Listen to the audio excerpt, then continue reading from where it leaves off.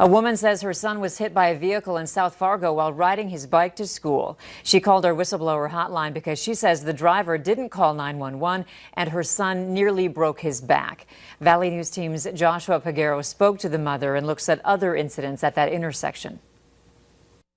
Jessica Gores says her 16-year-old son rides his bike often to South Fargo High School where he goes for the exercise. But he may take a break after a serious accident that caused an elbow fracture and several cuts and bruises to his back and arms. When he got hit, he flew on the gentleman's hood. And then the gentleman realized he was on the hood, it slammed on his brakes, and he went flying off and landed on his back. If it wasn't for his backpack, it would have been a lot worse. Gores tells us her son Jaden was crossing from the north side of 25th Street South and the Interstate 94 exit at around 7:35 Monday morning.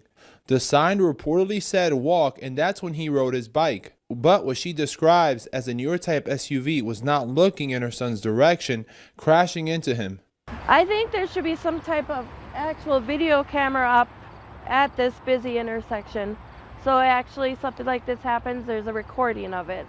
Gore says the problem, and I saw it as well spending 30 minutes standing here, is that cars coming off the interstate trying to turn onto 25th Street South oftentimes just look left, not right. We looked on online crime data for Fargo PD and just saw one incident in that area in February for drunk driving. Police tell us a 16-year-old refused an ambulance being called at the scene. Gore says it was not until her son arrived to school when his body began hurting. He was allegedly high on adrenaline and did not know what to do in such a situation.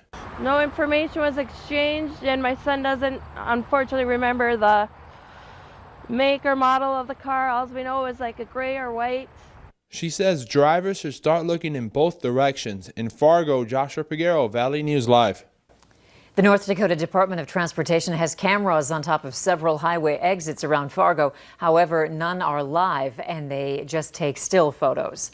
As we mentioned, this story came to us through our whistleblower hotline. If you need help with an issue in your area, give us a call, 237-6576.